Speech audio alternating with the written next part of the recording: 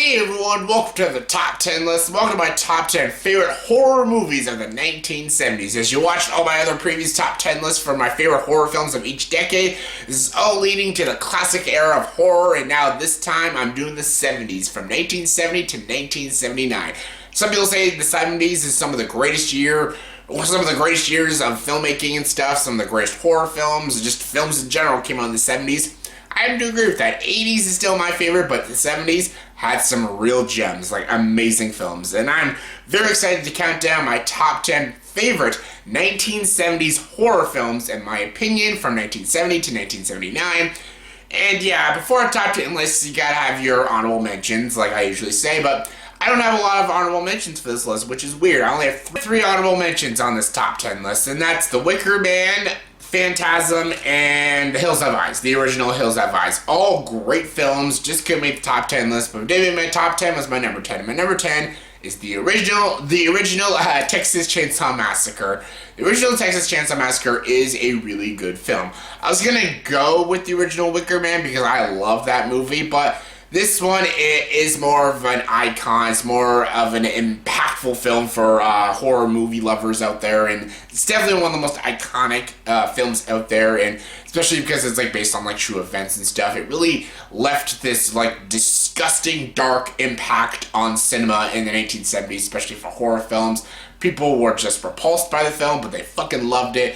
It was dark, disturbing, creepy, unsettling.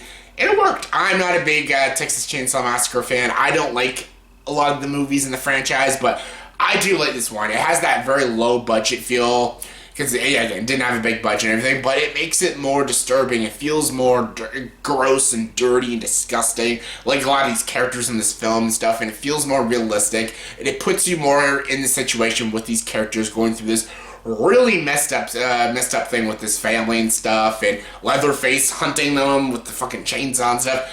The ending, when the girl, when she's at the dinner table, it's really almost repulsive, but it works. And that chase scene when Leatherface is chasing her down the road and he's like hitting the truck and stuff, that scene always gets me. It is just terrifying. And the score for this film is really good. And of course the scene, when the guy goes in the house and Leatherface comes up and whacks him in the head, also a very intense moment. Again, the franchise as a whole is definitely not a franchise for me, but the first one is good, and it did leave this big impact on horror movies still to this day. And yeah, it's a great film. Coming number 9 is the original Omen. The Omen is this directed by Richard Donner? I'm pretty sure it's Richard Donner. Yeah, if I'm wrong, I'm wrong. But yeah, this is a great film. I don't know why they made sequels to it and they made a remake. It's just one great standalone film. Gregory Peck, amazing in this film. Everyone's fantastic. The little kid is amazing in this film. It's creepy, it's unsettling. Like, what would you do if your child is a fucking demon child? Like, it's fucked up. This kid is insane and stuff. And when the girl, like, flings herself off the balcony and shit, like, it is insane, this movie, and it is creepy, unsettling. The score is magnificent. The direction, the performances, everything about this movie just works. It's just a damn great film. Coming in number 8 is the original Dawn of the Dead, directed by George A. Romero. Love this movie. I like the Zack Snyder remake. I think that's a genuinely great film. This is a little better. I like a good zombie movie. If zombie movies are done right, then they're great, and they're really intense. Zombies aren't scary, but they're still great and entertaining. Dawn of the Dead's great. I love the concept of these people hiding in a mall from zombies. That's just such a fun idea. And the effects, the over-the-top violence, they look more creative, and I don't know, this movie's just a lot more fun than a lot of zombie movies out there, and I find it just a little bit more of an enjoyable film than the remake, but the remake is still really good. It still has a lot of fun with its premise and its idea, but this one was a lot more funner, had a lot more enjoyable characters, because the remake had too many characters. This one only has like 3 or 4, and you get more connected with them, you root for the characters more because there's less characters. If there's too many, then you can't really develop all of them. This one, they developed them perfectly, and it had a perfect balance and stuff, and it's got some intense moments. The scene with the bikers is really intense. The zombies look pretty cool. The bloody violence is really over the top, and I guess you could say a little dated, but it works and still entertaining. Yeah, I love Dawn of the Dead. Coming in number 7 is Black Christmas. Black Christmas. Whoa, what a film. This is a Canadian film, and this film actually, inspired a lot of the stalker horror films and stuff. And when I'm going to be getting to another kind of horror film like this, which was inspired by this, actually. Black Christmas is so good. Margaret Kidler is fantastic in this film, and it's so unsettling. This, sorority house is, getting these calls from this, creepy fucking weirdo. And, a lot of these girls start going missing and start dying and stuff, and they have no idea who's doing all this. And the scariest thing is, spoilers. The scariest thing about this movie is you never find out who's doing all this. You never find out who the killer is. They never catch the guy. You never see his face. And that's terrifying to me. That is terrifying. You only see his eyes, bulging eye near the ending, and it's scary. And the stuff he says on the phone is, it's fucked up. It's really fucked up, and it's not like Scream when it's funny and stuff, but it's twisted as shit. This character is fucking insane, and it's done really well. It's a well-directed, well-written film.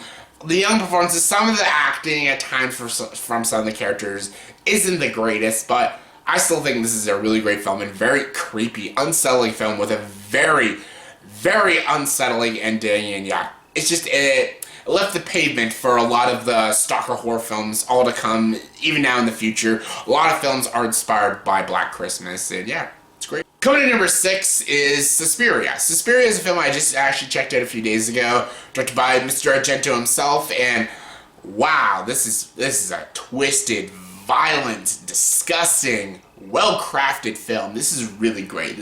I want to watch more films by this filmmaker. He's a very competent filmmaker. He pays attention to detail. He's very subtle with his craft, but he's also very intense, very raw, very gritty. This movie's great. I like the performances. I like how the movie was executed. I love how it flowed properly. The score was really great. The editing was really sharp. And yeah, if you haven't seen this, I know a lot of people haven't seen Suspiria, so I won't spoil too much, but definitely check it out. If you're into a lot of the classic horror kind of films, then this is definitely for you. It's a little raw. It's a little violent. It's a little hard to watch at times, but honestly, if you can get into a lot of these films and you love a lot of these films, I don't think this is going to be that hard to watch, but some audiences, it would be hard to watch, but if you're a horror movie fan and you still haven't seen it yet, definitely check it out. I guarantee you'll love it. Coming in number 5 is the original Carrie. Yes, I hate that fact that I have to call it the original Carrie, because there was a remake with Chloe Grace Moretz. There we go. That's not a great film. This is amazing, though. This was Sissy Spacek and stuff, and John Travolta, very young John Travolta, directed by Brian De Palma, who did a fantastic job with this film. A really great movie about this girl who's basically becoming a witch, and her mother is this overly religious person who beats her and stuff. All the kids make fun of her, but then a guy asks her to prom, but then people play a prank on her, pour the pig's blood on her, and then she just snaps and starts killing all the people in her school and basically takes revenge on her mother and fucking kills her too. It's pretty badass and awesome. It's terrifying. It's got, again, amazing score. A lot of these films have some amazing scores and fantastic. What Brian De Palma did also, it's amazing. A really well-directed film. I think Sissy Spacek should have won the Oscar. She is so good. She didn't, but she really should have. She is fantastic as Carrie. It's a very different film. Even the opening credits is something unique, because the entire opening sequence is a big shower sequence with all the girls and stuff. And yeah, that's a different kind of opening, but Brian De Palma was a very unique and different filmmaker, and yeah, he did a great job with this film, and it's definitely one of the best horror films out there. Coming in number 4 is said to be one of the scariest films of all time, and I almost agree with that, and that's The Exorcist. Yes, The Exorcist, directed by William Friedkin, amazing, starring Ellen Bernstein, Max von Sydow, and of course Linda Blair, who is incredible in this film. I've talked a lot about this movie. This has got one of the greatest movie posters out there. I love the story about this girl. Basically, a girl named Tatum gets possessed by this demon named Captain Howdy. The mother thinks her daughter's sick, but then she starts to realize that she may be taken over by a different essence.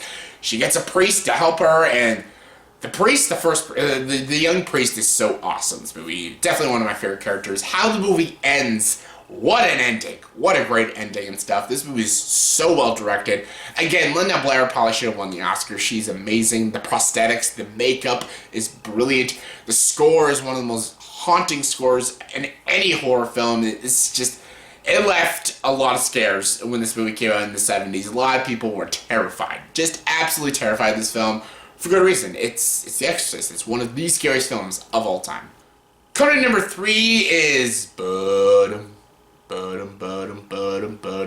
Jaws! Yes, Steven Spielberg, Jaws. Some people question if this is a horror film. It's a monster film, so I'm counting it as a horror film. I don't always count this as a horror film.